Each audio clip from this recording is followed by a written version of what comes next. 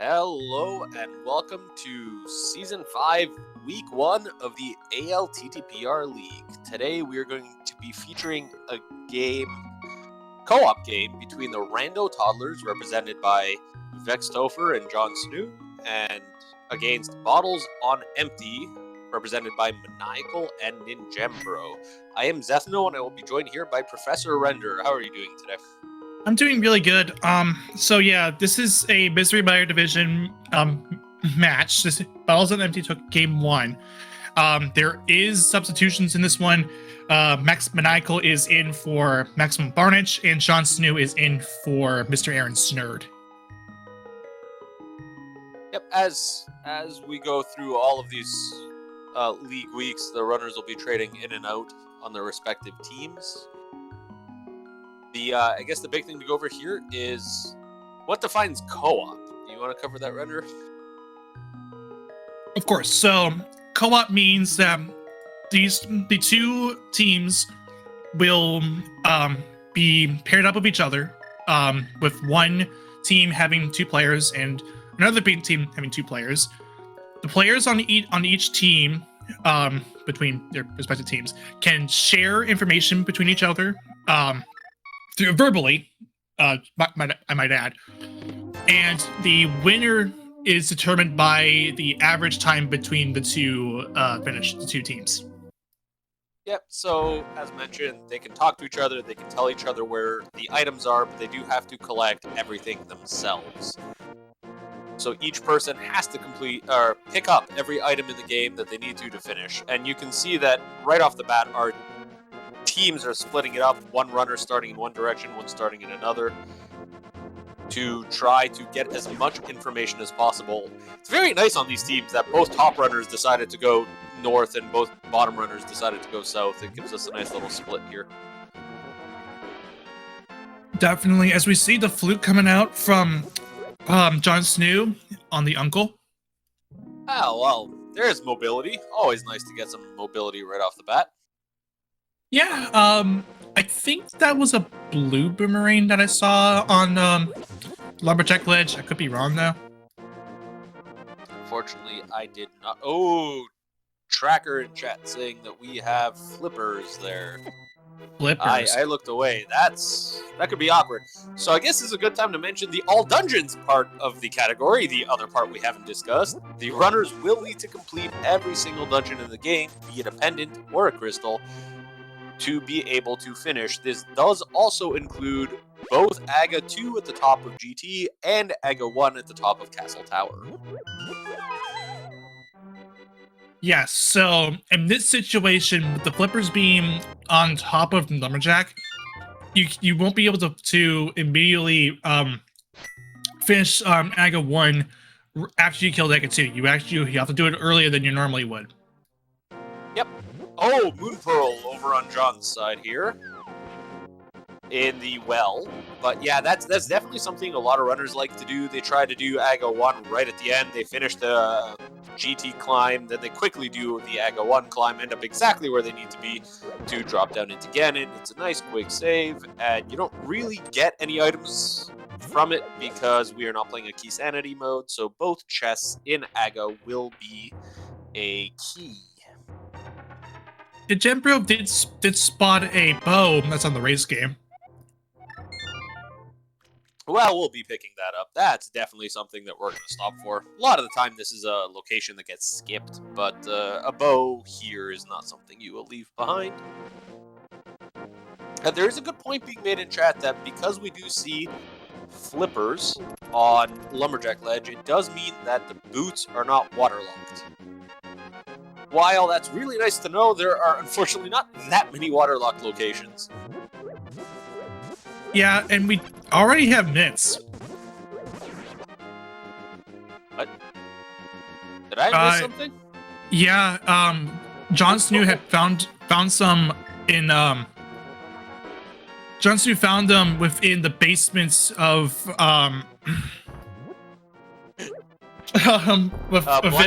Blunt's Hut, yeah, Blunt's Hut. I looked away for 2 seconds. You're talking mitts. I'm going, I didn't even see gloves. Where on earth did mitts come from?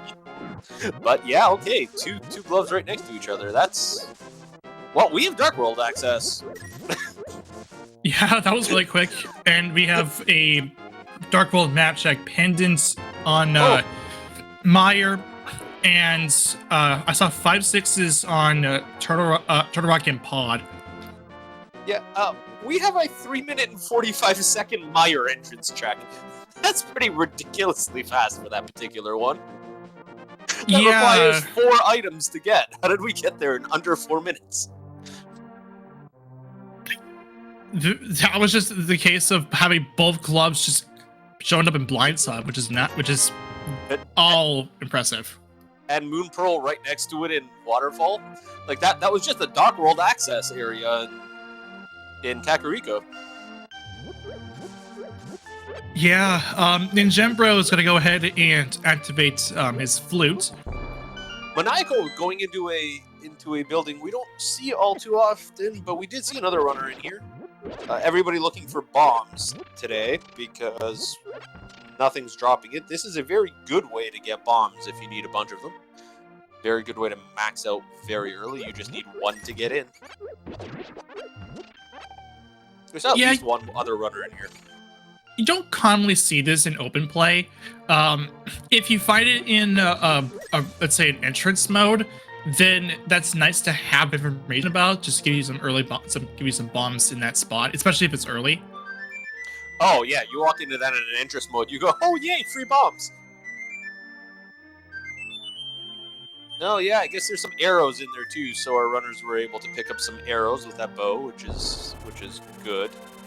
Always nice to have something to fire in that bow. Link does not do very well trying to hit people with the bow. It doesn't do any damage. You can't do that. So we'll see Jon Snow going to the Village of Outcast checks right now. That's where you want to look if you want to see what's coming up new that we haven't seen yet. And there's a sword. Speaking of new things. Wow, this game is being very nice. My only worry is when the game is this nice early, it usually puts one item somewhere very ridiculous that our runners really don't want to go. Right. It's really interesting to call this one because we have an early bow, we have early flute, we have early Dark World access. We already have a sword. Yeah. You have all the like convenience things that you need to kind of clear the world. If we get one more sword, we're just going to be looking for those key items for the dungeon, and we're done. Yeah, I mean, we know these runners. This is the Invitational League, which I didn't mention at the starting, but this is the Invitational League, and really, these runners don't need that land. Yeah, they like it, but it would be nice to have the lamp. But considering this is as you mentioned invite, the only reason why you would ever get a lamp.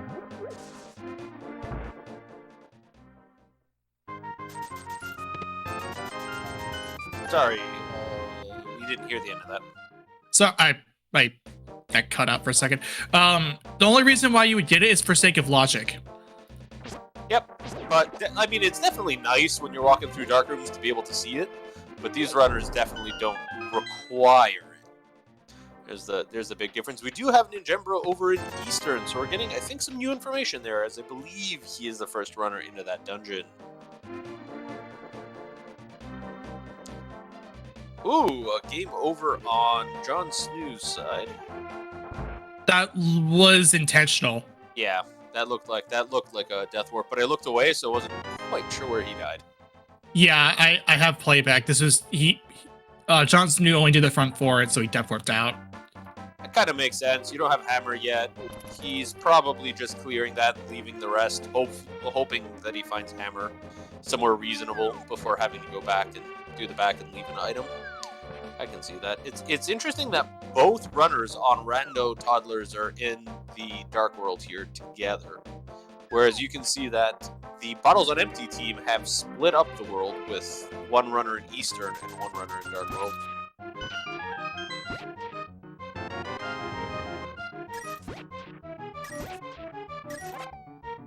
Oh, it seems Snoo had a little bit of a problem there with a lack of money. Easy thing to forget, but the digging game does cost coins. Yeah, that's worth 80 coins or 80 rupees, whatever you want to call it. Oh yeah. So Vextover will do something that's not commonly seen, and that is the arrow game. You see this more in inverted, and in some cases entrance modes. Yeah. Yeah. No, it's definitely a little thing that you kind of have to remember. The thing is, generally in, as you say, non-entrance modes, by the time you get here, you normally have at least 100 coins, and sometimes the game just does not really help. But both teams now know that that digging game is an ether, which does not open anything for us just quite yet. We know that Meyer is Quake, and we have both other medallions. How lovely.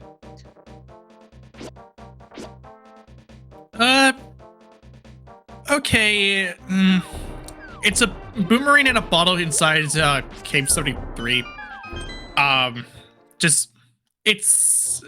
it's fine to find. It's okay. The boomerang is okay. I'm starting to like at this point. I just kind of feel like both boomerangs are fine. But the red boomerang is objectively better than the other one. Yeah, it's all to what kind of you need. We do have Ninjembro finishing a dungeon very soon, so that'll be our first dungeon completion for the game. Going with the arrows for those enemies, because he does not yet have a sword. Yeah, so your only effective weapon against the Popos is that bow. All right, we have an Armos fight on ready. It looks like it's going to be a quick kill, and it is very well done. Yeah, first dungeon on the board for Battles on Empty, and by extension, this game. Yeah, so there's a quick finish for one. It does give Bottles on Empty the information on what's in that dungeon. I don't think anything important came out of it, though. So we won't see Maniacal rush that. We'll probably see Maniacal try to do it with Mirror and Pod if the items align. Over on Vextover side, we found Quake, so we have all 3 medallions on the ready, so no medallion hunts are needed. Where was that Quake? I missed that. Damn. Ah, the dam had it. Okay, so that's a pretty easy location. All our runners will get that. So all our medallions are in reasonable shape, and both teams will have them all.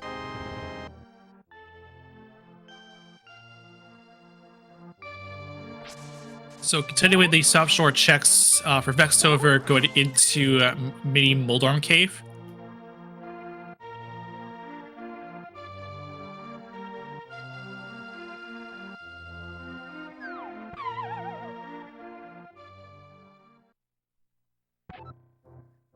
So far, we at least got some rupees. That's fine, and we have a Burna, so that's an invulnerability item.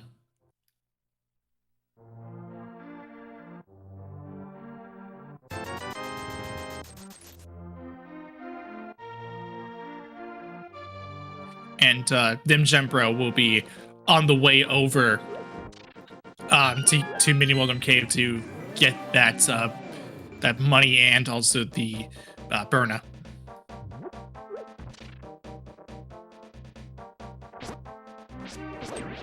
And Vextover will end this journey through South Shore with Ice Rod Cave. Yeah, everyone has flutes, so this makes it a little bit faster. Actually, well, especially not even a little bit faster, but it is faster. Just a heart piece out of that, though.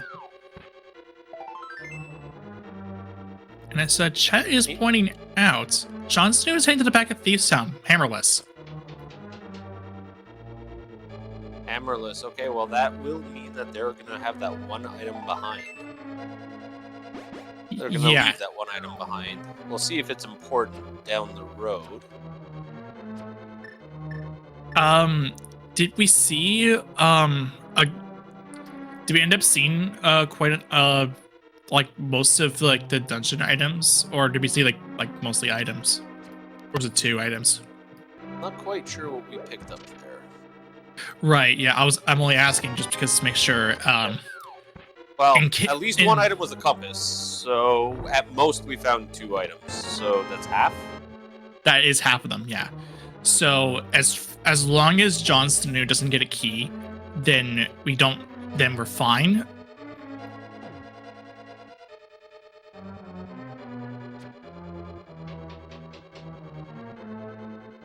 Yeah, because we just found bombs in the attic, so there is a 3rd item right there.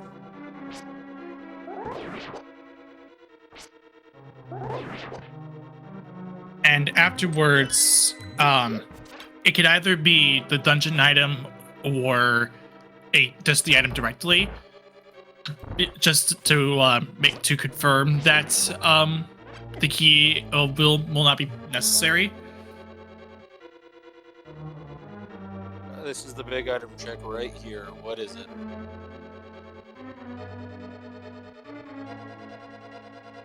Nope. No key. Okay, yeah, so then the key locks itself because blind will never have a key. Yep, it works out. And the thing is, Maniacal is actually doing the same thing. So we're going to see it on the other side as well. So, yep, that small key is not going to be needed. We left nothing behind. Yeah, which is what you want to see if you're doing this hammerless.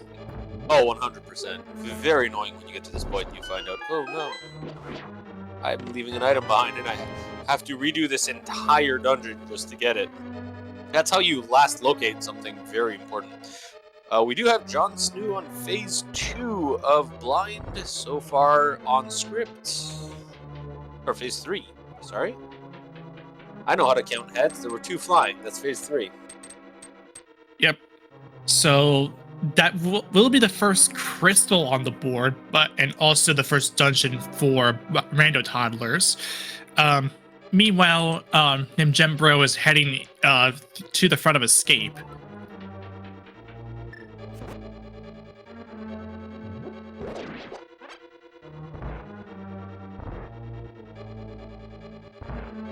Still with that bow. Still. Oh, that's a hook shot. First chest in Hyrule Castle.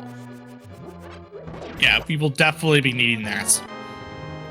Yeah, and you know, it's again mobility. And as soon as I say the word mobility, Najembro uses it to hook to a pot. That's exactly what I'm talking about. That the hookshot really does, and showing it again, can really be used by players that know what they're doing to move around the world a lot faster. Not just that, but it also is the key for Mire. And when we get Hammer and Mirror and Flip, well, when we kill Aga for flippers, that's Swamp.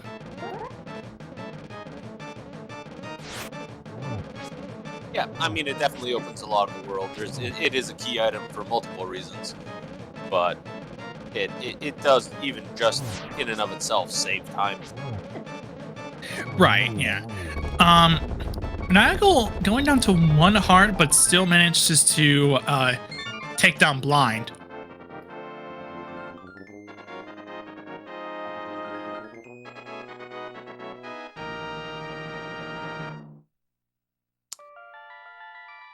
So 3 of our runners now at 1 dungeon completed. We won't say no to half magic on the purple chest. Oh, half magic is a great thing to have.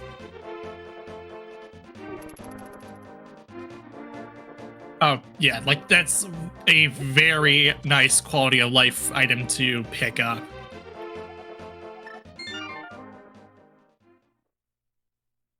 It's one of those beautiful items that you never require to finish the game, but you always appreciate having.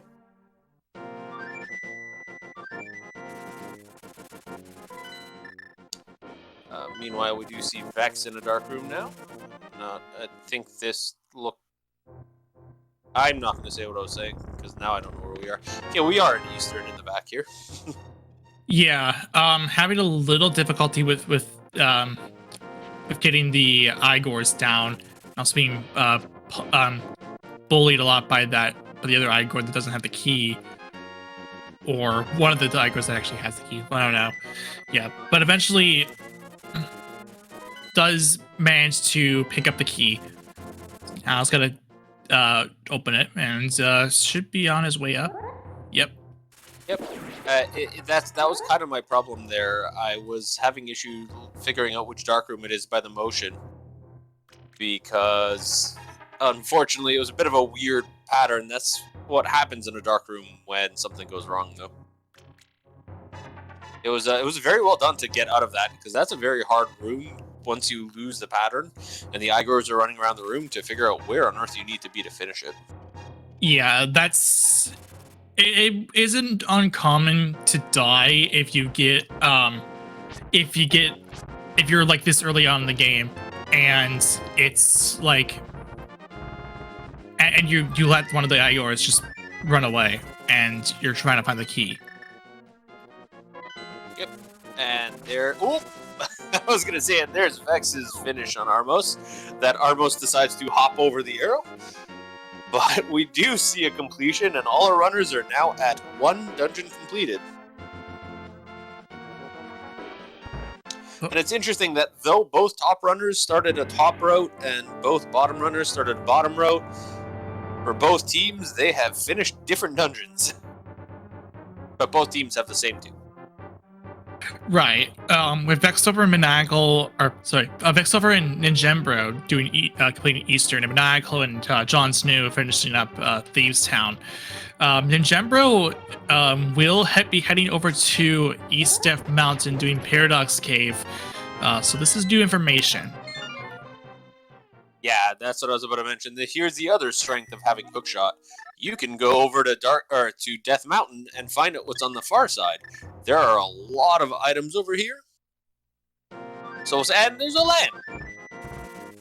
So you're definitely needing this lamp because of the fact that you know that there is flippers on Lumberjack Ledge. So and that way you don't have to deal with Dark Aga's. Aga Tower.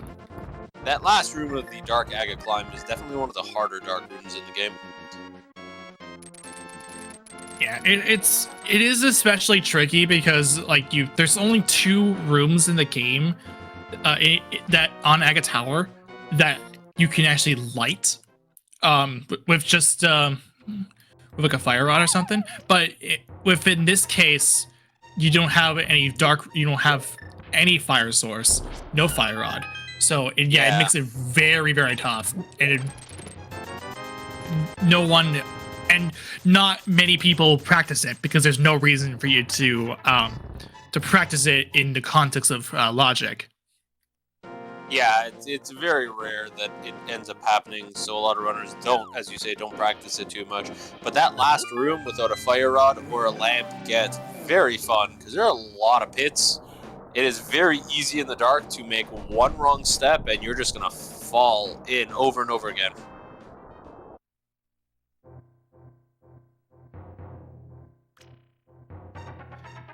And speaking of some more East Step Mountain checks, we're now in Dark Death Mountain, on Maniacal side. It's going to go ahead and split off from the mountain, from the Ninjembro side. And we'll see what we have in Super Bunny Cave and also Hookshot Cave.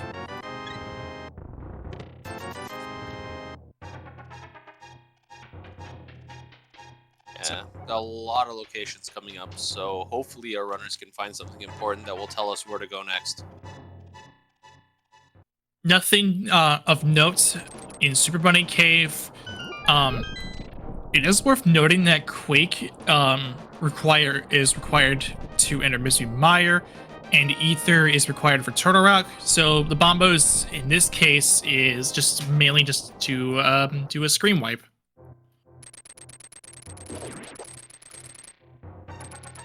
Well, the Bombos, we didn't find a fire rod yet, right? So the Bombos could be used as a damaged fire source.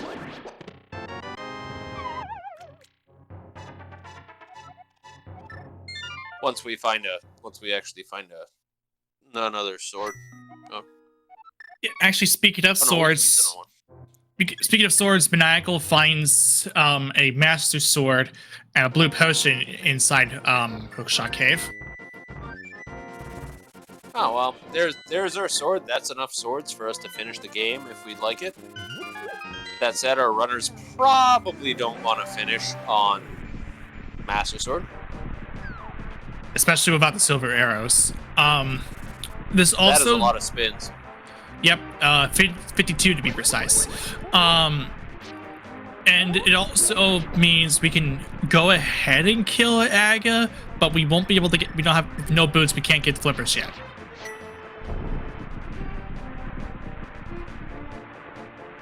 And as our chat is pointing out, that that cape that we found over on Vextover side is waterlocked, which means you need a Master Sword to kill Aga.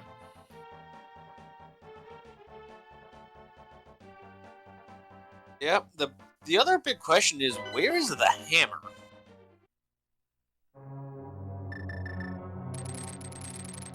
We've done quite a while, and the hammer kind of logically locks a lot of things right now. Right. Maybe we'll see this in Meyer, as Botanical's already in there now. Pod is a move that it's hard to justify when it's hammerless, but you can still get quite a lot of checks done in that dungeon.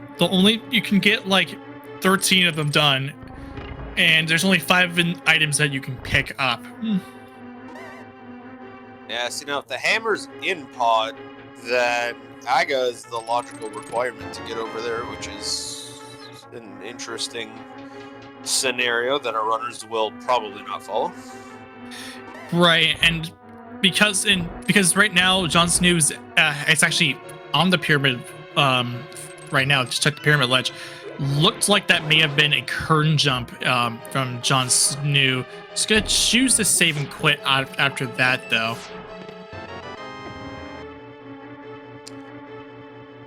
Yeah, our runners showing various different ways of getting around the world that were sometimes not intended. Oh, did we find a big key right off the bat in Meyer? Of course we did. This is what happens in non-key sanities, or non-go mode scenarios, let's put it that way. The moment you're in go mode and all you want is the big key, it'll be in the farthest chest. But when you want to full clear it, it's always, the key's always right away. There, Ninjembro also trying to splash delete. There was a missing arrow there. I think he may have just decided to give up on that. Or no, he's still going to go for it. No, I feel like both of those only had 2 arrows. Maybe not. That one was 3 for sure. Oh, it's Armos. Armos has been defeated. Right, yeah. Because you need to kill, if you kill Armos, splash deletion, it no longer becomes a possibility. So in that scenario, you have to do a current jump. Is that right? Splash deletion should still work, but I think you have to reset the slot, which I think, because they have a lamp, they're able to do it. I'm not an expert on that, so nobody watching this quote me. But I'm pretty sure if you can reset that. I know there's something similar where maximum bar actually is going to go ahead and clarify this. Okay, ignore what I set up originally was about the Armos being thing, but you can reset it by just throwing 2 bombs into deep water. Yeah, I know there's some sort of reset with a lamp as well, but I just can't quite remember exactly what it is. So there are a few, but unfortunately we didn't see any of them. So that's very likely why that wasn't working. Are you thinking of the one where you can like do 3 lamps from left or up, and it would give you a high index value? I don't think so. Never mind. Something else, but there are a lot of glitches in this game, and it's very easy to kind of confuse one for another. Maniacal's kind of risking it here with the half heart. Yeah, at least he does have that hook shot for iframes. Yeah, but all you need is one wrong move here, and Maniacal is going to be restarting this dungeon. Well, in this case, if he were to die, if this is going to the bit chest, if he were to die on the way over, it's not a big deal. Oh, hey, here's Hammer. Oh, there's the hammer. That's a big find. So that was accessible.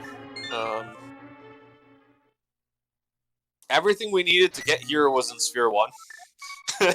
So, oh no, wait, hookshot. Where was? Yeah, that was Sphere. Technically, everything we needed to get to Meyer was accessible in Sphere 1. Yes, hookshot was in the front of escape. Yeah, it. Yeah, Quake was in the dam, and everything else was in Kakariko. And then the flute was on Uncle. Yeah, so that's technically a Sphere 2 location that we're checking 30 minutes in. Yep, pretty quick, and it looks like Ninjembro, after it's gonna hand him out just after Maniacal relayed that the hammer was in fact in Meyer on the big chest.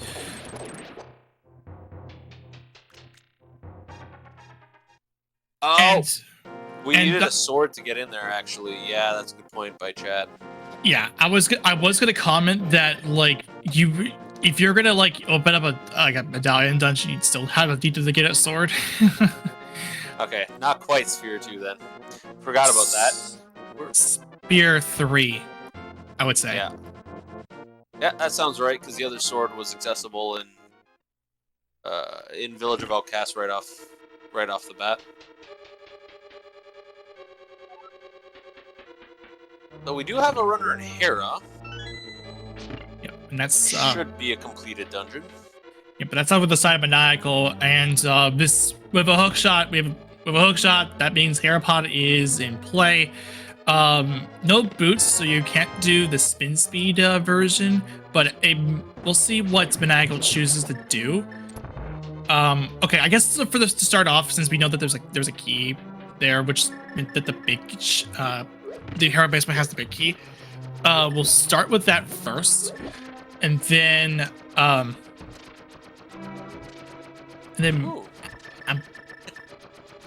I was wondering if we were going to see non-coffee break strats in this room, which is unusual, but there it is. Yeah, I'm thinking if Maniacal should also try to get to damage lower, so that way you can make his death warp quicker. Yeah. Could have taken a few hits here. Gonna take one right there. Probably just making sure that he has enough health so that he doesn't accidentally die here, because redoing Coffee Break Room is a long time loss. Right, yeah. So this is a safety play to make sure he doesn't have to go back into Hera, knowing that the big key is required in some way, which only reason why you would need the Hera big key when you do Herapod is for big chests. Oh yeah, but you don't want to leave it behind when you're here, especially in co-op. A lot of runners in co-op will lean towards full clearing everything. That way you can tell your partner exactly what they can and cannot skip. Right. So in this example, Maniacal is going to look at the big chest item and see what it is. It's a tempered sword. There's a question for the runners. Is a tempered sword worth doing Coffee Break Room? I feel like tempered is. If they find tempered somewhere else, they won't do it for gold. I think in this case, I think relaying the fact. I think if I was running this, I would say I'll hold on to it. We'll see if we can find some swords, because doing the Hera basement tile room is very slow. Yep. And I think I would just say just Herapod. We'll try and find another sword later.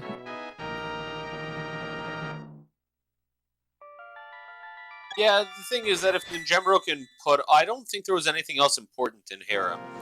So, if Ninjembro can put it off, he may even be able to loop it in with GT later, and then by then he'll know how many swords he has and whether it's worth going in for it or not. Yeah, and because the last item, the other item that was in Hera was a heart container, and that was on Moldorm. Yeah.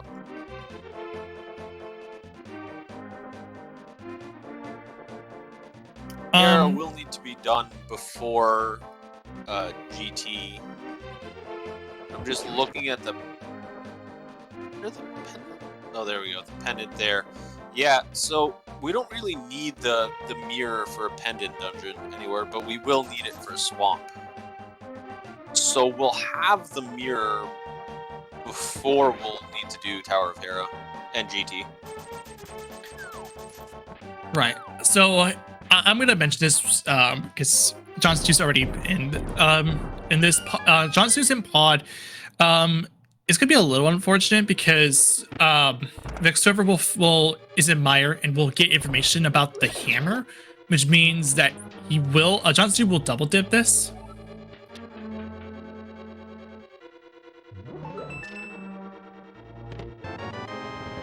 Oh, hey, Samaria on the big key chest of pod. Meanwhile, Ninjembro does take down Blind. And boots! And boots. Well, boots are important.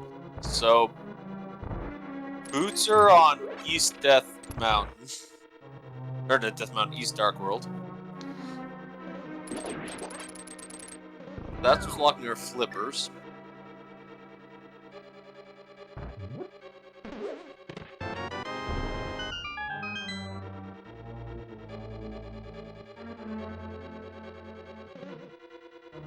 And as chat is pointing out, that if you, so regardless of the situation, it's either going to be pod or a mire that would have been a forced double dip, because the fact that because you needed to get the hammer to from mire to get to into pod, well to finish up pod, and with the fact that Samaria was found in pod.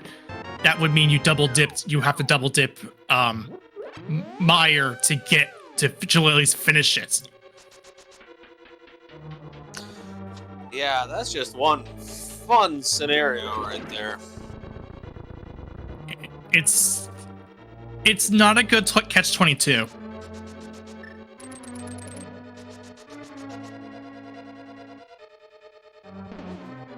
Which is something that Maniacal is not going to experience.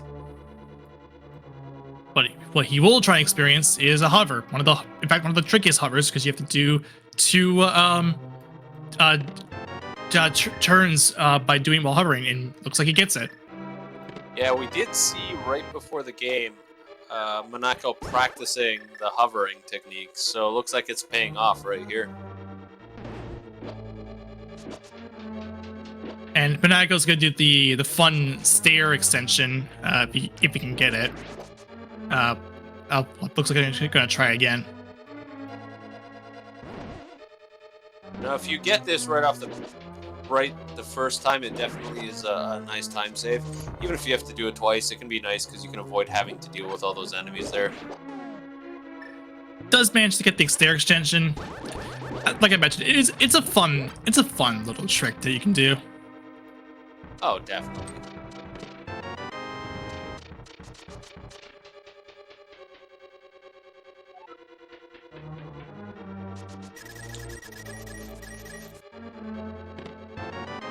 Hey, there's the last sword.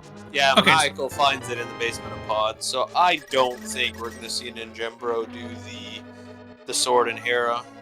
No, this is definitely a case where, knowing that we found our final sword here, that does mean that Ninjembro is in position to Hera Pot when we get to it, and also Vexover and Jon Snow.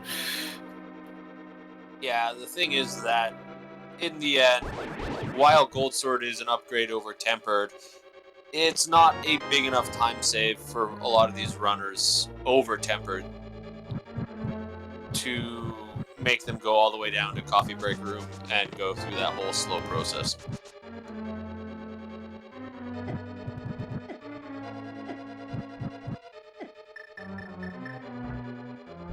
All right, so Maniacal about to hit the big chest, and this will also mean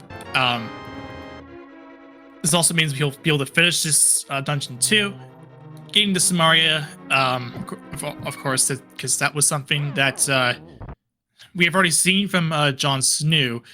But here we are inside. Jon Snow, actually, speaking of which, is in Mire now. We'll get the hammer, and like I mentioned, this is a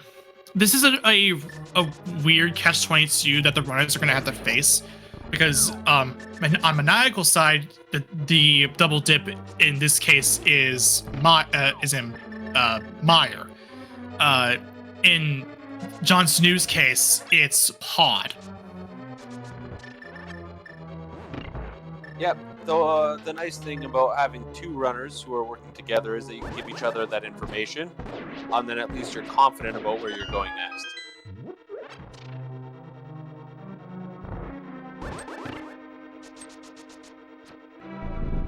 There's Ninjambro's boots and Samaria.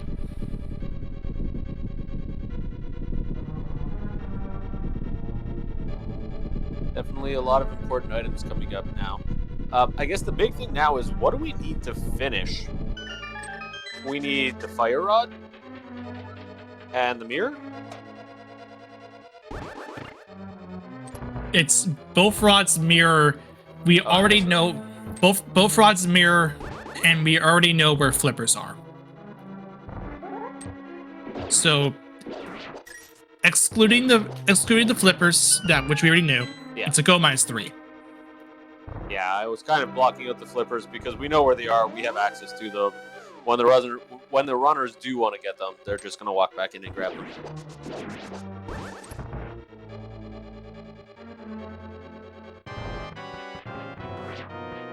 All right, Maniacal is on Helmastar King.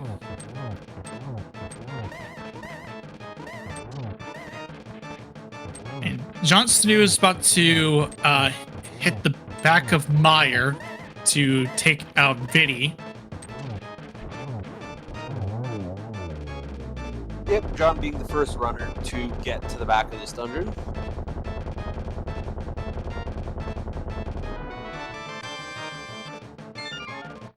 And Maniacal does take down Helmastar King for the third dungeon on his side. Soon Ninjambro will join up, making that with him to make the third for his third dungeon. So far, it is 5-2 in the favor of Bottles on Empty.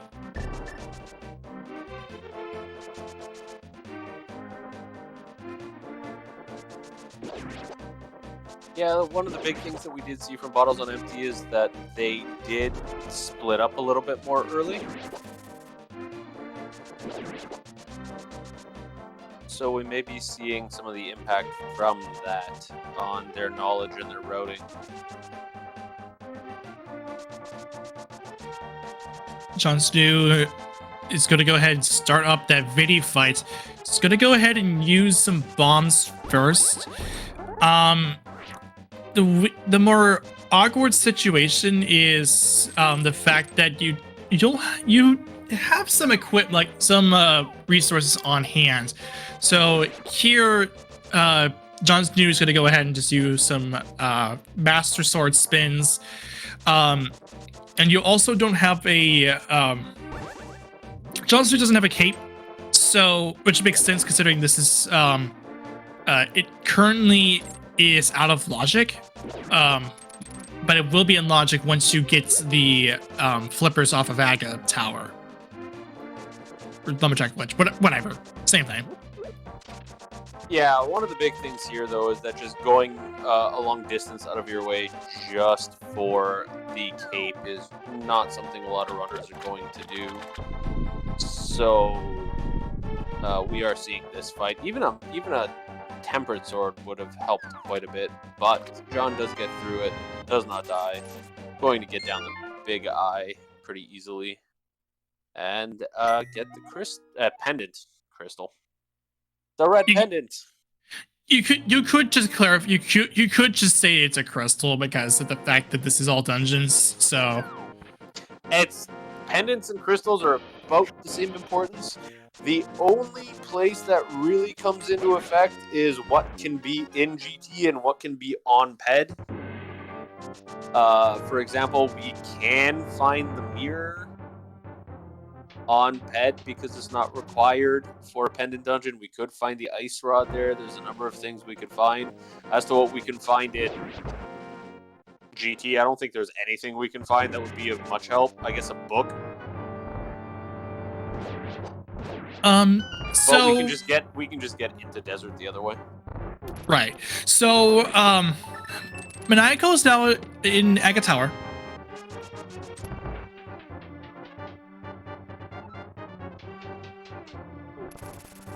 This, because of the fact that we have boots, this is now makes more sense because we can now get flippers. Yeah, the flippers will give our runners a lot of information about what's in Swamp and see if those last few items we need will be in there. Including more new dungeons. Jon Snow is now into Ice Palace. The Gem Bro is gonna follow in his footsteps. And I wonder if Vextober, excuse me, I wonder if Vextober is on the way to do Fire Rodless Pod or sorry, Fire Rodless Turtle Rock, or this is something else. Jon Snow just pulled off a good 2-bomb Pengator room. We'll see what Ninjembro's strategy is here. He does have the Tempered Sword, which definitely makes it a little easier. Goes with the hookshot Tempered route.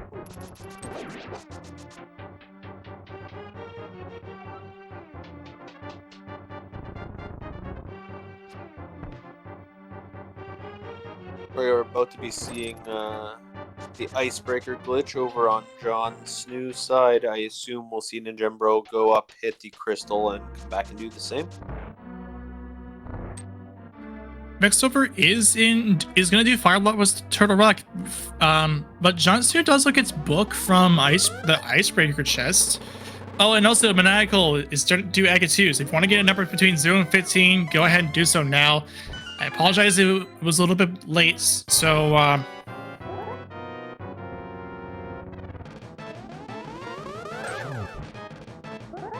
yeah, this is assuming that a runner does this to completes it all without dropping a red ball. Yep. The most you can have is 15, assuming you don't make any errors. I think, knowing the 4 runners that we have on screen and their level of play, we probably won't see it miss. Doesn't mean it doesn't happen once in a blue moon, but I just don't see it happening today. Yeah, we already have 2 blue balls just that was fired off from Aga during the 3 attacks.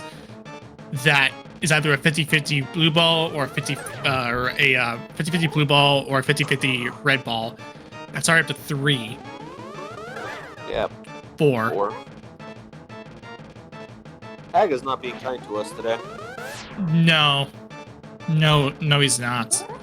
I mean, 4 is my normal guess. It's what I'll always say. It's a little over the average because I believe 3 is the average. Yeah, although I'd say 4 more or 5. That's yeah, 5, isn't it? 5. Wow. Yeah, I would say more so. Like I think it's not just 3 is average. I would say it's more median. Okay. Well, that's median's one form of average, but well, I know what you mean in this particular case, to be clear for everybody. Right. So Mangosteen does get 5. So yay, funny blue ball game.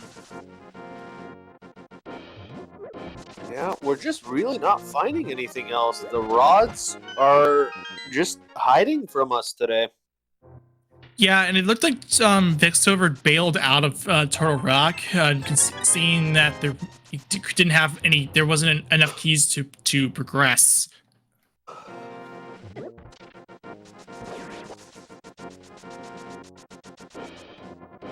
And now we have the fight here on Jon Snoo's side, going with Hammer Strats against Cold Stare, because it does more damage than Master Sword, but it's a little bit tricky depending on the direction you're facing.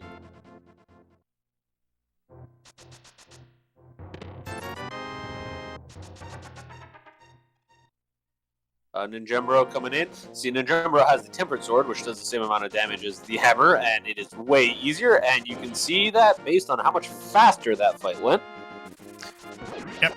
And that key drop meant that it was that the dungeon, that the boss was Samaria locked.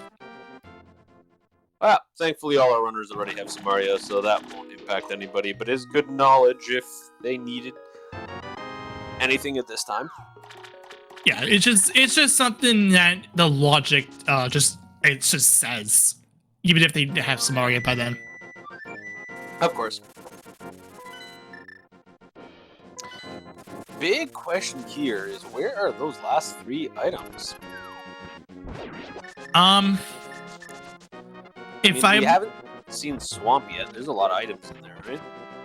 Yes, it's 6 items, so it is about a 50% chance that it's 6 items to 3 away. So you have, if we're lucky, all 3 of those are within those 6 chests, or 6 items chests. Mirror can't be, but the 2 rods can be. Well, yeah, that's what I mean. Yeah, technically speaking. There's Mirror. Speaking of. Oh, it's a desert.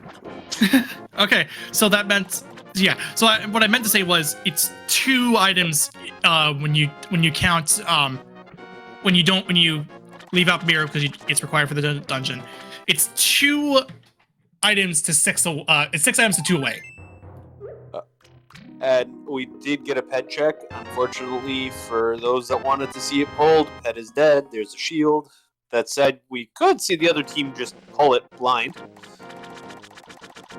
It's the reverse pedestal, so on my own interesting scale, somewhat interesting. At least it's not 20 rupees, arrows, bombs. The ones that make it boring. Vex picking up a crystal there, bringing his team's total dungeon count up to 7.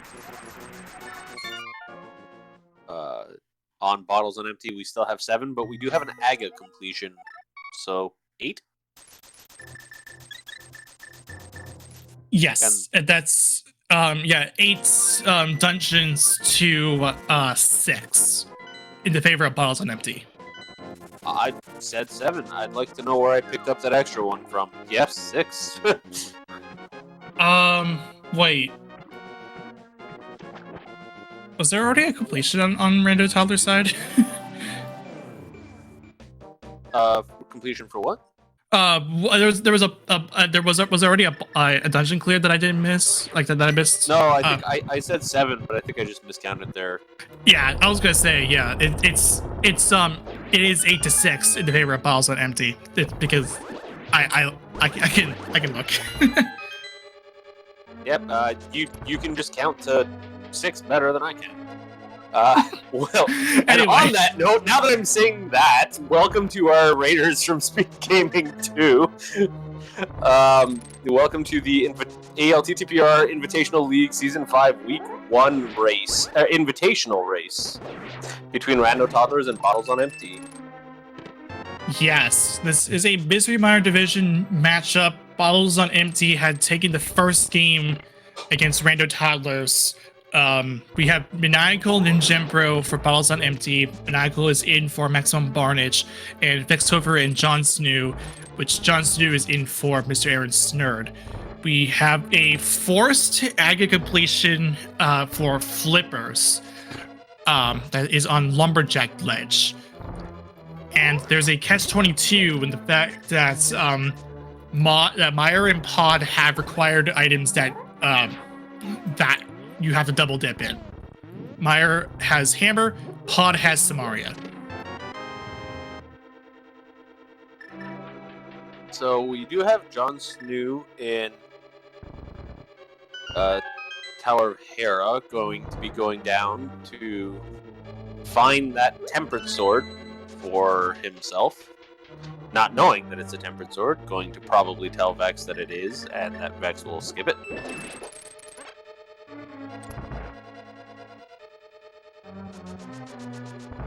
Yeah.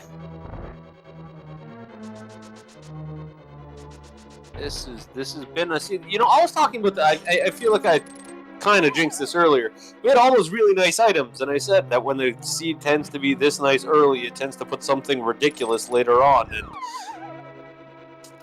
yeah, where are these rods? Are they just, maybe they're both on left side swamp? They're just a hook shot away from each other.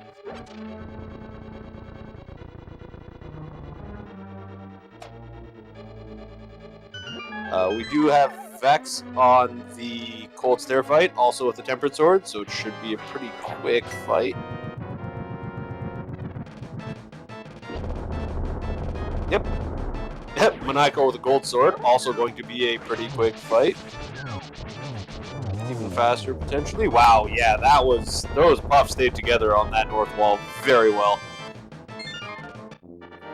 Yeah, and that's one of the things that makes doing Cold Stare with a gold sword nice. They just disintegrate. Oh, 100%.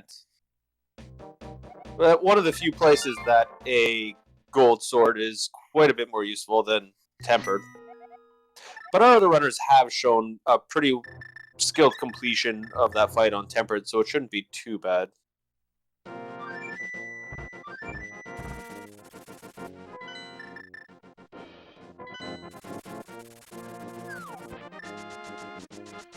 Okay, so Ninjembro has taken down Moldor.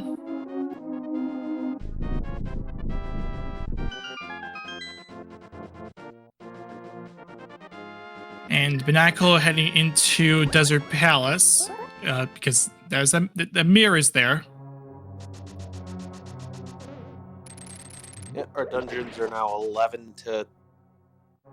I was going to say a number that was wrong again. 8? I don't know, I can't count. Okay, Jon Snow halfway to pod saves and quits. What are we going to see right now?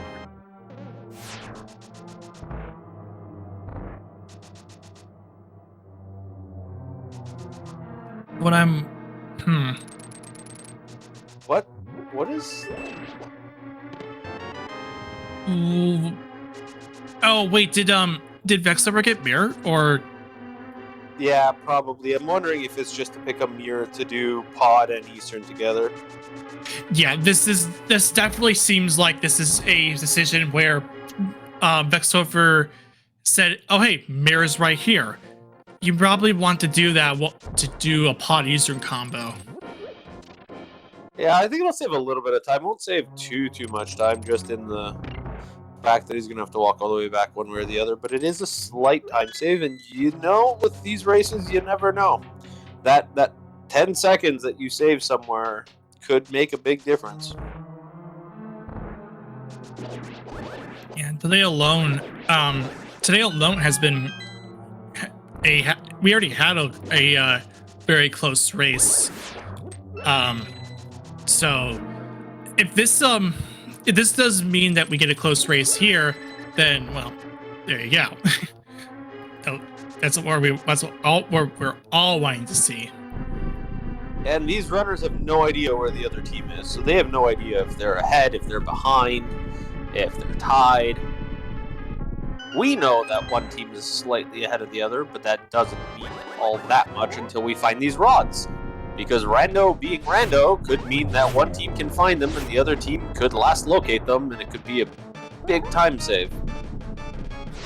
Right, and because right now, like, collectively, we're in a rod hunt. Both rod hunts. Everybody just wants to know where they are, and we'll need Fire Rod for both Skullwoods and for TR, and we'll need the Ice Rod to finish TR.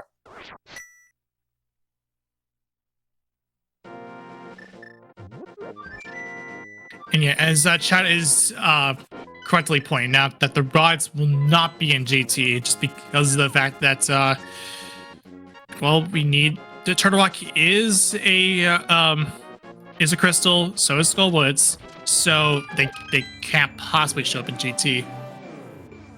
Yep, neither one being there means that we're going to have to find them somewhere else. That's why I'm kind of wondering if they're in Swamp at this point. Swamp is the more likely of the decisions. Yeah, just like there's so many items in Swamp compared to everywhere else, and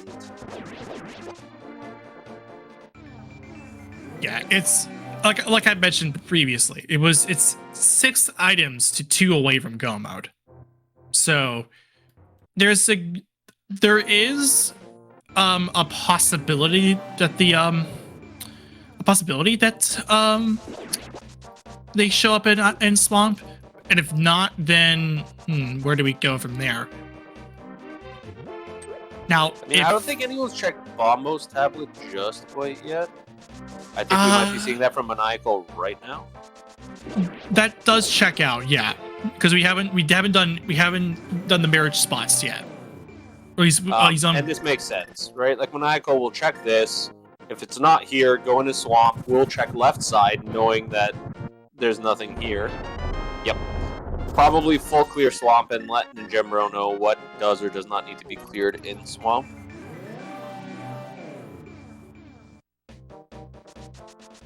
And to answer the question in chat, they can be absolutely anywhere that the items can be absolutely anywhere that don't need themselves to unlock. I guess they can't lock themselves. The thing is that in particular, they could not be in Pyramid Fairy on this particular seed because it is a red crystal, which TR is a red crystal, which requires them. But in any other seed where TR is not a red crystal, that could be possible. Yes. Yeah, in general, items can be anywhere within logic. So, yeah, what I'm trying to refer to when I'm saying 6 items to 2 away is just probability if the items were to show up there. But there's also places like Graveyard Ledge, for example, that could have it. I don't think we've seen yet. So there are a few other places it could be.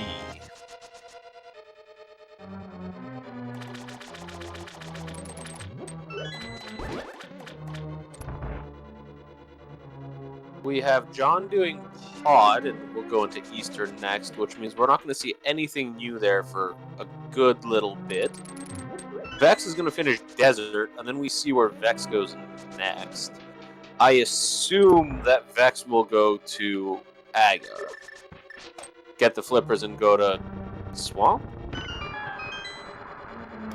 That's the likely choice, because Ninjambro is already at the top of Aga 1. This is a first early Aga. Well, early Aga in the context of all dungeons. Yeah, early as in not the last dungeon that we're completing. Right.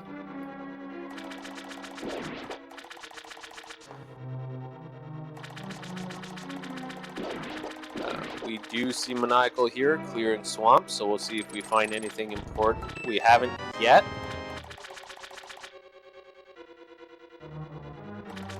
I did mention that I did have the comment of I wonder if both rods are on left side Swamp, so it looks like we're about to go check that.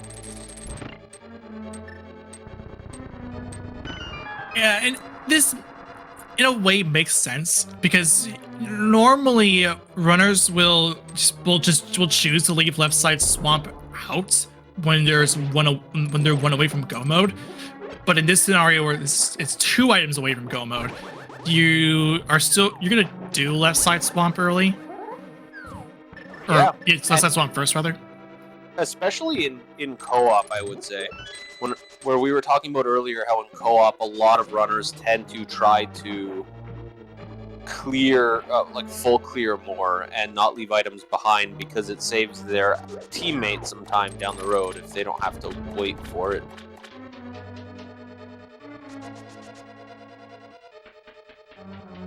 Right, because at this point, Maniacal is going to find out exactly what's over here. If it's nothing good, he tells Ninjembro just ignore left side swamp, and then they never have to think about it again. Rather than it being on both of their minds, potentially Ninjembro having to check it later, and then Maniacal coming back for it. And there's an Ice Rod on left side swamp. Yeah. Fire Rod? Aw. That would have been nice to see both rods and left side swamp. But yeah, that does make sense that like one of the rods would have had to shown up in swamp just because of the amount of items that we see inside swamp.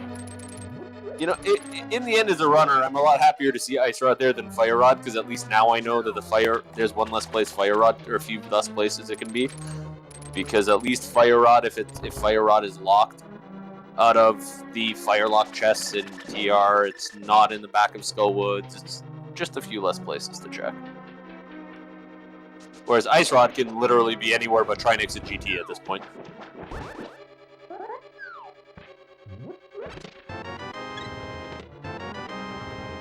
There's the big key on Maniacal side. I think we might be going back. We are going. Yeah, we want to go back here. Okay, he does do the little setup where you can get yourself out of the stair, and there's Fire Rod. Oh, there it is. I was thinking the same thing when Maniacal went back up. There's a little bit of a glitch there, where if you do some tricks and you walk back up those stairs, you end up walking right back down them automatically. You can cancel out of it, which was well done. The first time that happens to most runners, they get totally confused, but these are some pretty veteran runners on screen. I think, actually, you know, speaking of that Fire Rod, though, I think at 105 something, that's go mode for Maniacal. Correct. Okay. And this is a little awkward. Well, it's co-op, so you can tell your teammates what you need to skip. So the language here is don't bother with the bottom chest. Just like hightail it to left side swamp. Then just do the left chest. And then grab the big key from the flooded room after doing a diver down. Run back to get the big chest.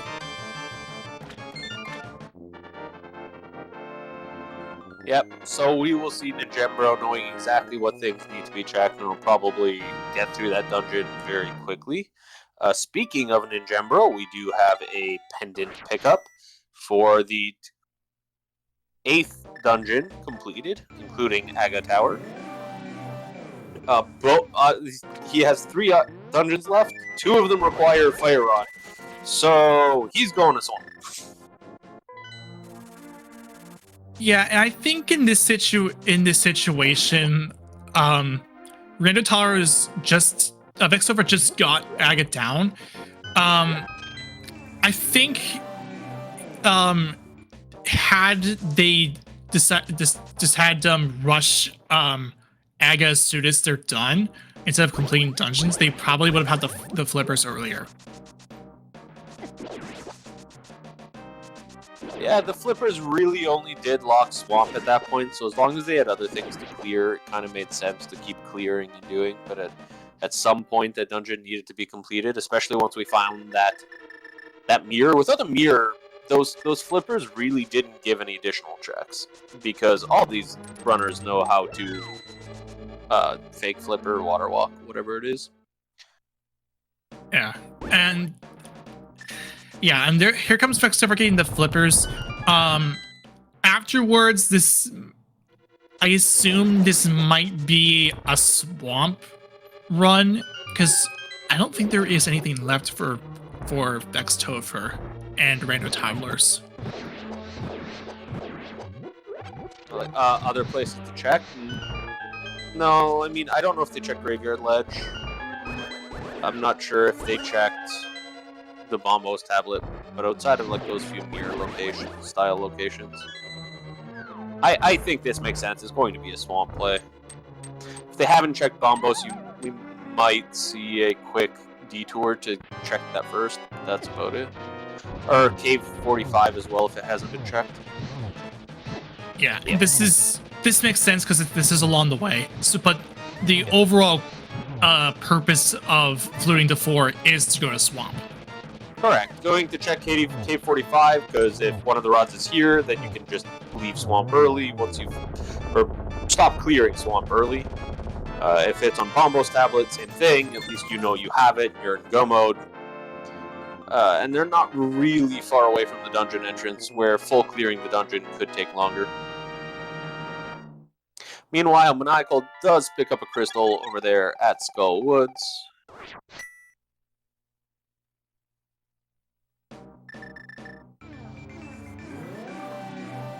I don't foresee that we're going to see a pet check here. I don't think their team checked it, but their team doesn't need to check it.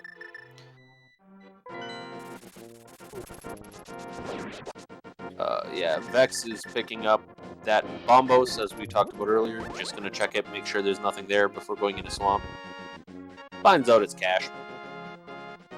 Yeah, but like the main reason why we're here is Swamp. Those two checks that Vex Topher did are just proximity checks. Of course. The purpose is definitely to check this.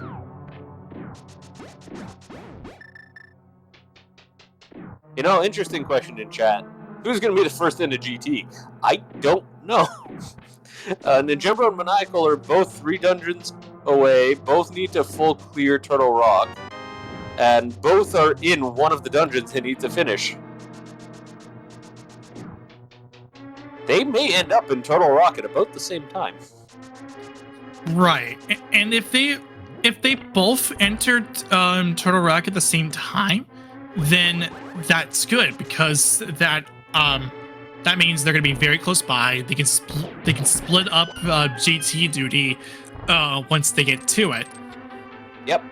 You know, one going left, one going right. Even in Turtle Rock, they could do that, where one checks the Firelock chest, while whoever's in first might go to the Firelock, and the second one might go to the left and just get the standing chest there. And if somebody finds something, great. If not, you both just move on deeper into the dungeon. Oops, Ninjembro looks like they had to reclimb the stairs because of the weird bug that happens with that that stair. Yeah, when you come back up that staircase, you can get stuck in it. And any motion except, I think it's a left or a right input, will kind of save you. If you do anything else, you're just going to immediately walk back down the stairs. It's a left input. Left specifically? I think yes. I think it has to be a left input specifically. Yeah, well, it's one of those little things. It doesn't come up all that often because a lot of the time you're not really coming up those stairs. The only time you're coming up is this situation. Normally, there was a big key in that diver down room, and you're one item away from finishing. And you kind of want to go back to see if it's on big chest. Ooh, I think Michael got one too many arrows off there. I think that'll slow down this a little bit. And when I say a little bit, I'm talking, 1.5 seconds? But very, very, I think it would be about a second, like second off. It's not much time. No, definitely not. I mean, as long as you have the right idea for the quick kill, you're going to get a pretty quick kill there. And if you get the timing down with the bow, that's also more important. Is the timing when you shoot an arrow. So you don't just want to spam it because spam it doesn't really do much because you only have one arrow on the screen traveling. Yeah, just unfortunately about quick kills, Ninjembro actually missed the Argus quick kill, which is a little bit of a larger time sink, because when Argus gets away from you, it can be fun trying to get him back. But also completes it. Yeah, a zero circle Argus kill is pretty tough because every time you use a hook shot, you have 8 frames in order to you'll have 8 frames to try and get another hook shot. Any later or early will cause you to miss it. In this particular case, I was talking about the phase 2 quick kill. Unfortunately, Ninjembro set it up, but it didn't quite work out. And then on the second drop, Argus kind of flew away from him. Yeah. The second part of the second phase quick kill is substantially easier, but it is infallible. You still can miss it.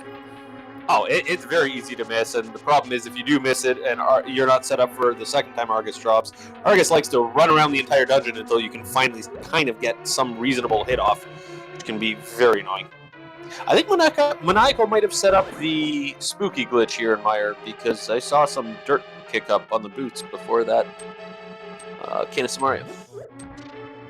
Yeah, that's the way you preserve the spooky altitude variable when you're doing it. Yep. And looks like the anti-fairy's not cooperating there. I don't know if Maniacal either like missed it or that the anti-fairy is just not playing nice. I think he missed the spot for the first anti-fairy. I think. And then after that, it was just... when you miss it the first time, it can be very difficult to get back.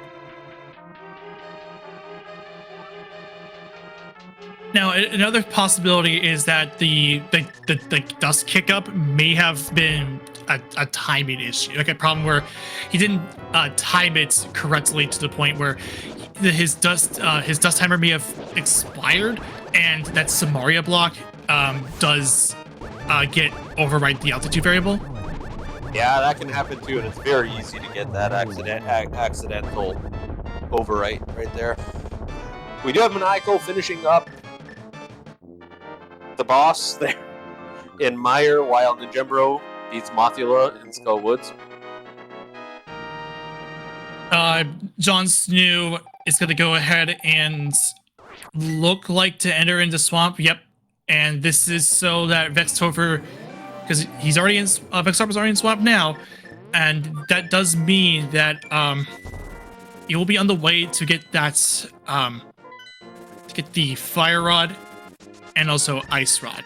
Well, Vextover has Fire Rod already, but he's gonna go ahead and do Left Side Swamp because he chose to do Swamp first, then, or he's finished up Argus first, then do Left Side Swamp. Yep. The thing is, now when John enters, John will know, because by the time Vex is at that chest, John will not be at the point where he's made a decision about left swamp or not. So right here is the Ice Rod. Vex is now telling John, make sure you do left. And I foresee John doing left first. Right, so that's Vextover into go mode. But bottles on empty, currently with the advantage. Quite a bit of an advantage when you look at it. Both runners only are missing Turtle Rock, whereas on Rando Toddlers, I think both are missing. Did John really not do Eastern? No. But John went to Pod after getting Mirror specifically to loot them together. Or maybe I think Jansu did finish Eastern. Yeah. Okay. Yeah. Jansu does have Eastern. It wasn't on the tracker. Okay. Good. Yeah, that's what I assumed happened, because I would have been very shocked if after leaving the path to Pod 3/4 of the way to Pod to go get that mirror, that he managed to not do Eastern after doing Pod. That would have been a extremely weird and illogical decision. Yeah, I think John, I'll be honest, John probably had done it, even though it wasn't on the tracker, but I just didn't see it. Yeah, I did not. That's why I was wondering and was hoping either one of our trackers or chat would help us out there. Gotta outsource certain things to chat. There's 300 people watching this, and it's a lot more than the 4 volunteers we have that are commentating and tracking. For sure. I should probably comment too that Ninjembro and Maniacal are now both into Turtle Rock. Yep. And no matter how you sliced it, it's still going to be Turtle Rock, so it's still going to be relatively slow. 2 keys on the fire rod lock side of TR right there. Well, everyone's doing that. Of course, yeah, because the first item was the first chest on the left was the big key, which is why we saw I think it was either Johnson or Vextover. It was one of the Rando Toddlers going into Turtle Rock early and then got kicked out because of that big key. Yeah, because you had to do the fire lock side to get anywhere in there.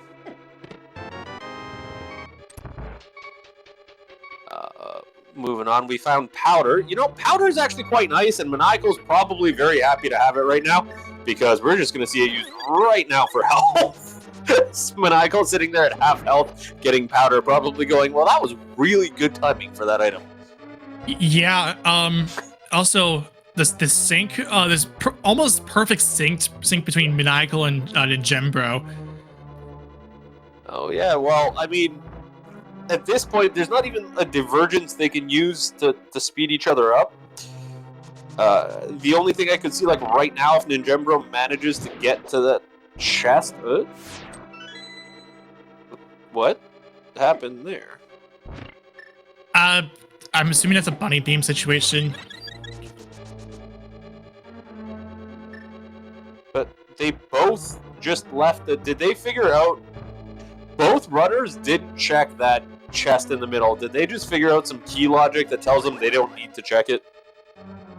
I think this is just normal behavior. Like you're stealing the pokey key just to hope in the possibility.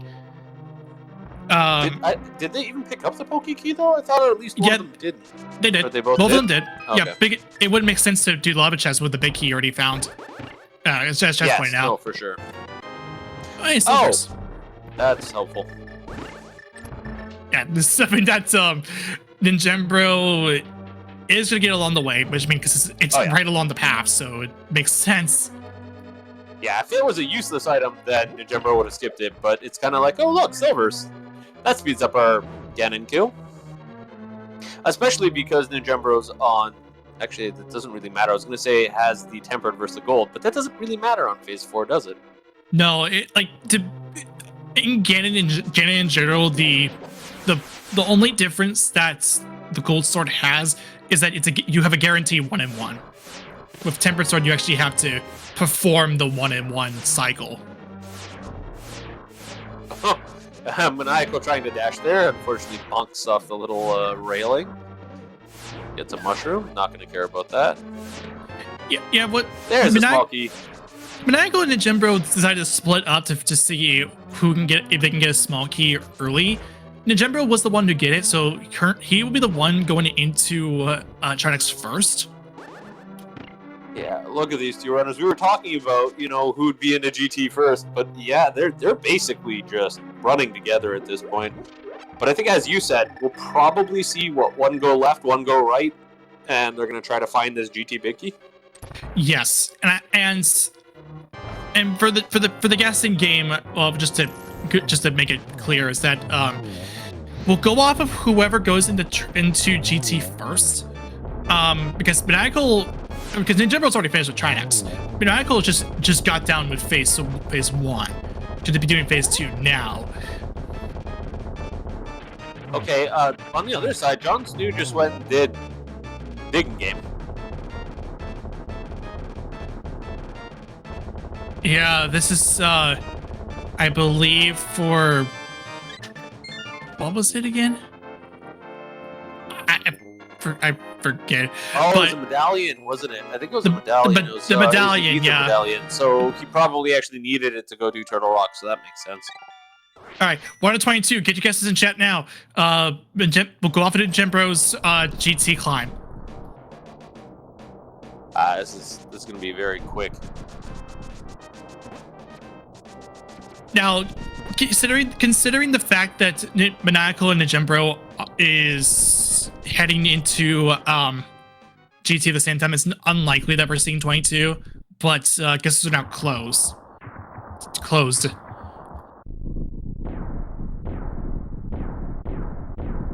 All right, number 1 is going to be 300. 2 is going to be a small key. Ninjembro is going to go right.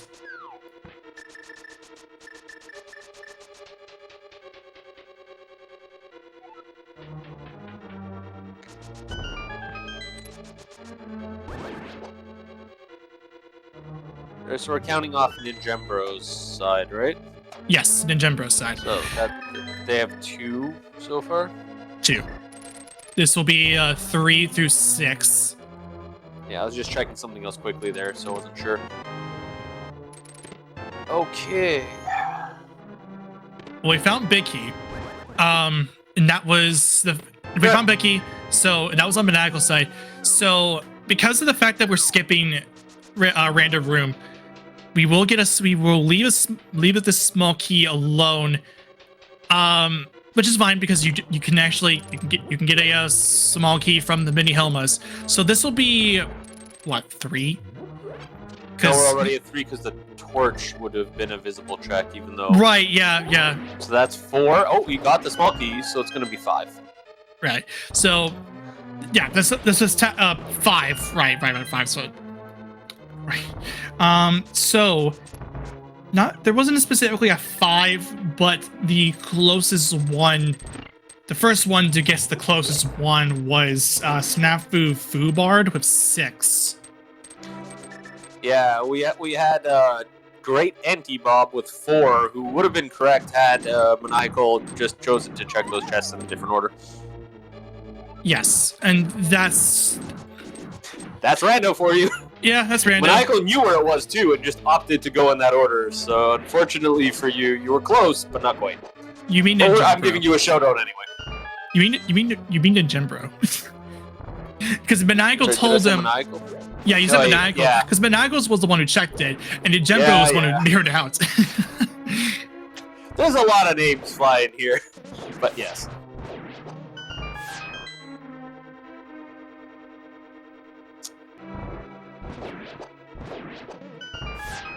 So both our Bottles on Empty runners are climbing up the gauntlet.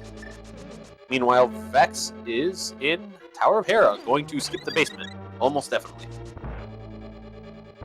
Right, because at this point, because right now, because Vexovers will be finishing out Hera.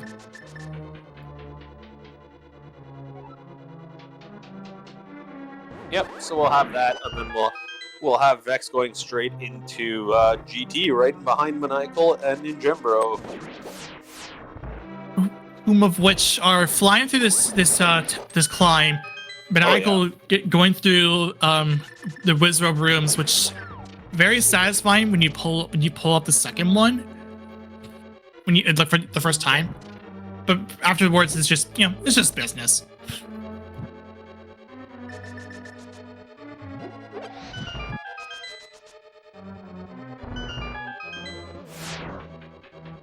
And I think at this rate, there really isn't any need to pick up any more chests in the game. It's not just the 2 that we're seeing that we'll be seeing on. Well, actually, no, it doesn't really matter because we already did Agate Tower, right? Because it was early.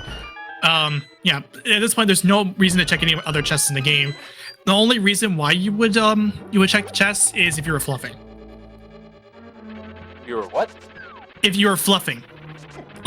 Like fluffing out your collection rate. Yeah. Maniacal does take a follow night on Moldorm 2. That's not a big deal. It will make it closer between Ninjembro and Maniacal, though. Oh yeah, these 2 runners are right on each other's heels.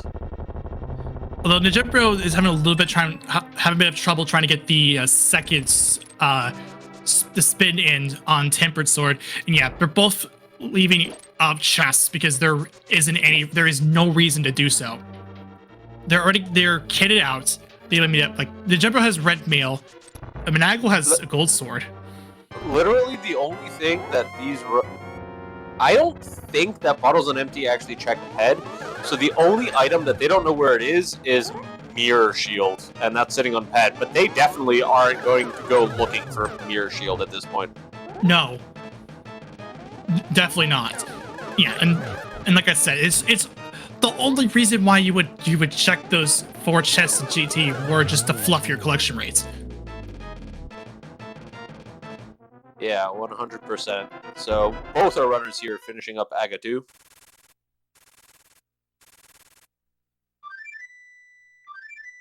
Yeah, so Maniacal and Ninjembro are gonna fly away on their birds, practically in sync with each other.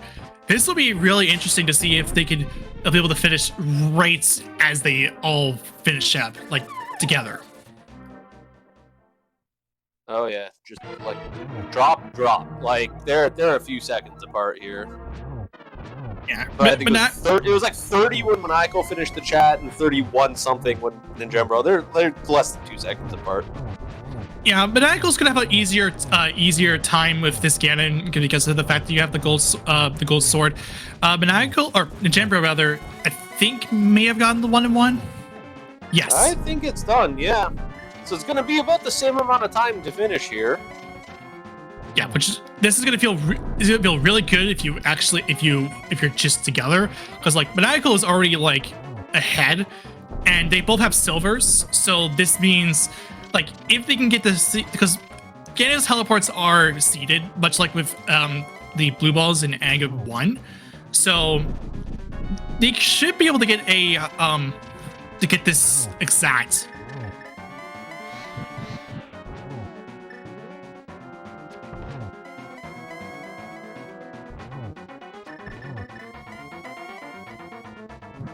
One more should do it. Yeah, we're almost there. Meanwhile, we can see Vex climbing up the tower here. Ninjembro had let one teleport get away from him, but that is going to do it. GG's to both Maniacal and Ninjembro. Going at the same time, just having their swords up pretty much the exact same time. I'll get the race times and they're 2 seconds apart. Maniacal finishes with a 1:30.57, and Ninjembro finishes with a 1:30.59. This co-op race, the runners finished 2 seconds apart. Yeah, and it looks like afterwards, Rando Toddlers decides to forfeit out. Yep.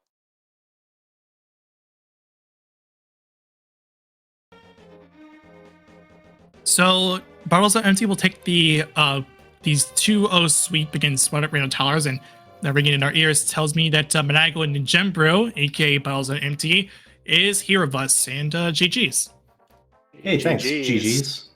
GG to Rando Toddlers. Yeah, definitely GG to them. Well, congrats on the win. Just any initial thoughts that you would like to share about the seed? Go ahead, Ninja. Personally, on the seed, no, but I will say, like, after our race against them on I don't even remember what day of the week that was. Was that Monday or Tuesday or something? It was like literally Monday, I think. Like, it was early in the week. Like, I was a little worried coming into this race because they put up a really good fight on Monday, and then like I was like, all right, we need to come out with our A game today. But as the seed went on, and Maniacal may have some different thoughts, so I'll let him share. But like for a little while, I was starting to feel a little bad. But like I felt good early because I felt like our early routing was pretty good, and I'm pretty happy with like just our early routing in general. But like in the mid game, I was starting to feel a little worried because both of us had to do a lot of like catch up just in like different ways.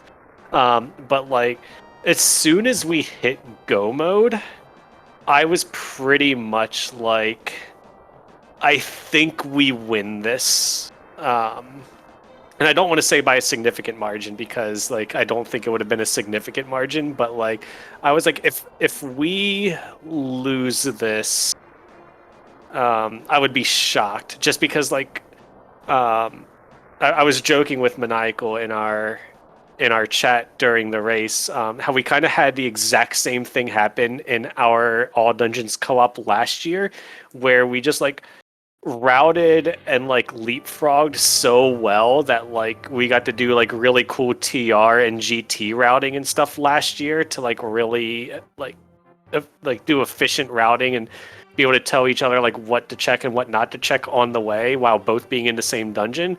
And it was just really cool that we got to do it again. So like at that point I was just like, if we lose this, I'll be shocked. I won't be mad about it, but I'll be shocked because I felt really good about it in the late game. Like, just to be completely honest.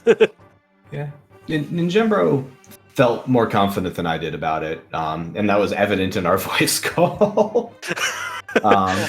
He really, really, really wanted me to go check the first chest of Turtle Rock, and I was like, absolutely not. Oh. Yeah, we actually did see Rando Toddlers do an early check for that chest. Yeah, it was just big key, so like it was a quick in and out for them, so it's not too bad. But yeah, I wanted that, but more so, I was just thinking, if you take the sword from Hookshot Cave as Aga access rather than going into Mire and finding Hammer as East Dark World, and you get over into Pod and you get Samaria and Boots early. Then when you finally get to Mire and find Hammer, you're ending up clearing Mire out. So like it's sort of a wash there. You're gonna find the Hammer anyway because Samaria was over there. And so I wasn't sure how much we could count the Hammer as an advantage, but I felt like we were there maybe a little early. And so I wasn't sure. I thought it was likely that maybe they had Boots a bit longer than us. And that always gets a little concerning because I think it's a pretty tight matchup. Vextifer and Jon Snow are both really solid players, so didn't want to take anything for granted there, and was mostly worried about them being into Pod earlier, with Pod having Sword, Samaria, and Boots.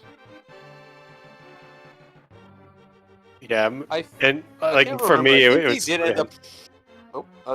they did end up in there a little bit earlier, but I can't quite remember. But as you said, you kind of had to either double dip Pod or double dip Mire, so it just kind of washed out in the end.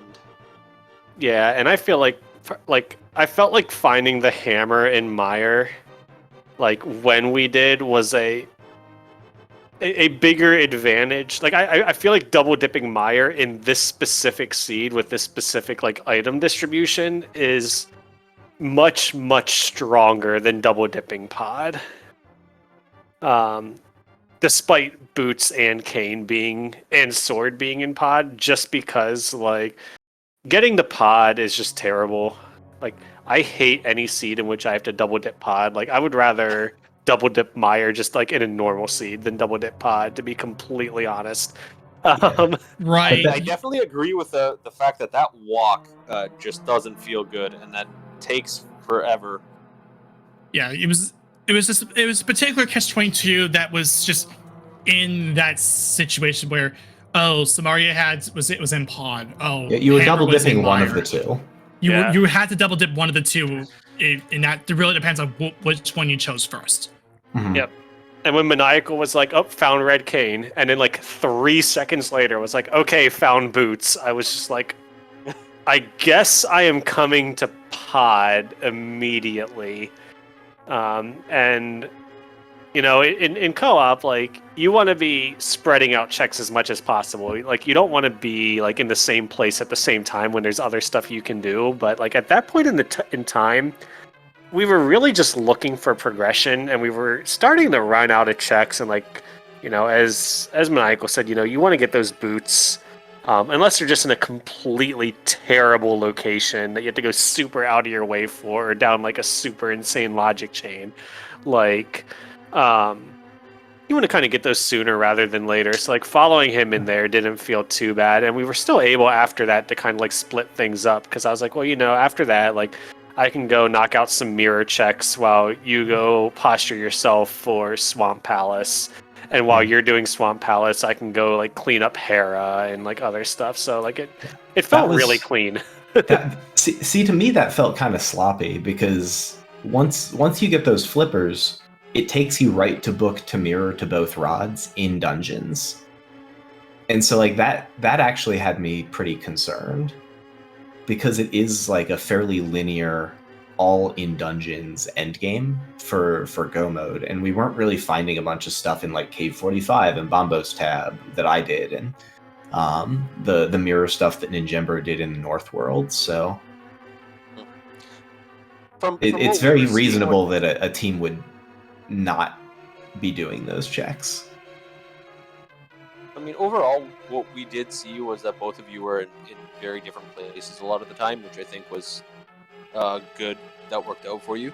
I did just kind of, since we're talking about these boots, I did kind of take a quick look back at it.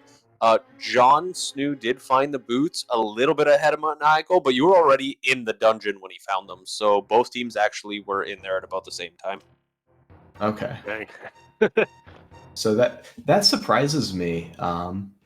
That I guess we basically were on kind of comparable early routes, but I would have thought they were in pod, or I would have thought on average that our opponents would have been in pod earlier than us more often than not.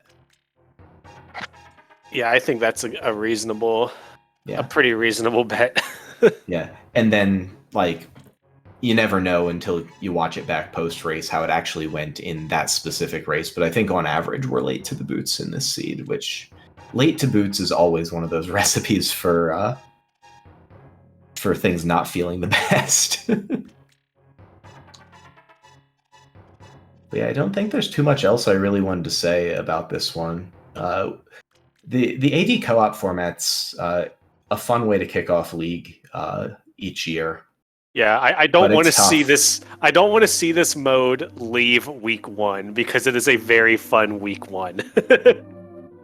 I like seeing other modes like enter League and unfortunately have to exit League, but like this being a quote staple would not upset me in the slightest to always have this week 1. I think it has been. I think it's been week 1 every season. Yeah. If I'm remembering something Fear said correctly. That sounds about right. And I think it's it's by design. It's sort of very on theme for what League is kind of all about, and it's stressful, but it's really fun. Yeah, it starts emphasizing that teamwork that we don't see all that often in our ALTTPR races, since most of them are one-on-one. Yeah, shout outs to where was Bombos medallion? I'm like, I don't know, dude. It was somewhere in Village. Yeah, and he was like, he was like, it was either in Brewery or C-shaped house because I did them, but I'm pretty sure it was in Brewery because I think I went from chess game straight down to Brewery, and I know I got sword Bombos, and I was like, okay, I'm going down to Brewery, and I got there, and it was 20 rupees, and I was like maniacal with the notes, and he was like, I'm taking them in pod right now for the key layout. That's always the big thing in these, because you're so focused on what you're doing, and then I know your teammate asks you something a whole bunch while later, and it's just kind of like, I know generally where it was, but not exactly which chest it was. Yeah. And it's also because, like, at the end of the day, League is for fun, so it's also fun, like, mid-race to get those, like, silly jabs in on each other. Yep. Yeah. Oh, yeah. For sure. I guess my only other question is, since we're talking about week 1, and this is the end of week 1, you've played your second race, are either of you running Invrosia next week? We both are. So I am running. Perfect. I am running Invrosia in about 16 hours. Oh, my race might actually be kicking off week 2 for the Invitational. I'm not 100% certain, but it's at noon Eastern tomorrow. On the schedule right now, you're back to back. Okay. No. There's one at 5. There's one at 5:10 Eastern in the morning. Excellent. Oh, that just got added to the schedule then. So there actually is somebody in between. Yeah, now, somebody that has just got taken on the schedule. that first slot from you. Excellent. So yeah, I'm running tomorrow, and then Maniacal is at some point later in the week. I want to say Friday like night. Friday like night. 10 p.m. Okay. Friday or something. And it's no secret that Invrosia is one of my favorite modes. Some people like to meme and say it's my favorite mode. It's not, although it's definitely my favorite inverted variant, and it's probably like my third favorite mode overall. But like, I joked after the 216 weekly yesterday because that seed was such trash that I said in the race time room afterwards, suddenly I don't like this mode anymore. But I'm excited for the race tomorrow. And I've got some practicing to do for Invrosia, but I'll get the work in over the course of the week. But looking forward to it. Well, I wish you both luck in the next week against. Actually, I don't know who your opponent is because I We forgot to have look it up. Who are leftovers you up against? forever. Ninjembro's Leftovers racing forever. Chimo, and I'm racing Mystic. Ah, okay. Well, good luck to you. Thanks. Any final thoughts before we send this off? No, just thanks for crewing, having us into chat. Thanks for the comms, the tracking, the restream, everything that gets this off the ground. Yeah, I'll mimic that. Not much else to say other than again, GG's again to Rando Toddlers. Definitely a team to look out for. They may have started the season 0-2. We, as bottles on empty, we are happy for that. But they are Those guys are not. good. They are not a team to sleep on. Like looking at our, just looking at our overall division, like. I hate to rank teams because like everybody, especially in Don't do it, the dude. Invitational, Don't is do good. it. But I think they're playoff contenders. Like they are definitely playoff contenders in our division. They're solid for sure. It was a privilege to get to race them in week 1. I actually wanted to race them in the finals of Open League last year. I was slightly upset that we weren't able to do so. It was no secret that I wanted to have them in the finals. Well, you got your chance here in within the Invite League. Definitely. So yeah, GG's again to them, and thanks for the comms and everything. I'm going to head out, so have a good night. Have a good night. I guess to all our viewers, just a quick reminder: we do have the runners links in chat and the volunteers links in chat. So please do give the runners a follow. They put on a great show, and they run these races on their own channels as well. And beyond that, please do remember to follow the SpeedGaming channel and SpeedGaming's 2 through 6 because we have a lot of races coming up in the next week, and a lot of them are going to be streamed here. Render, do you have anything there to add? Nope. Other than that, really just have a good rest of your day and stay tuned because we'll be having more league in just a few. If not, well, we have the new week coming up. So yeah, be on the lookout for that and take it easy, everybody. And just a quick thing right here on Speed Gaming, we do have some more Zelda action coming up later tonight. It's not Zelda 3, it's not ALTTPR, but it is Zelda 1. The Zelda 1 weekly race is coming up in about an hour and a half. So if you're interested, please tune back in there. Otherwise, hope you had a good time with us here tonight. Have a good evening and hope to see you next time. Take it easy.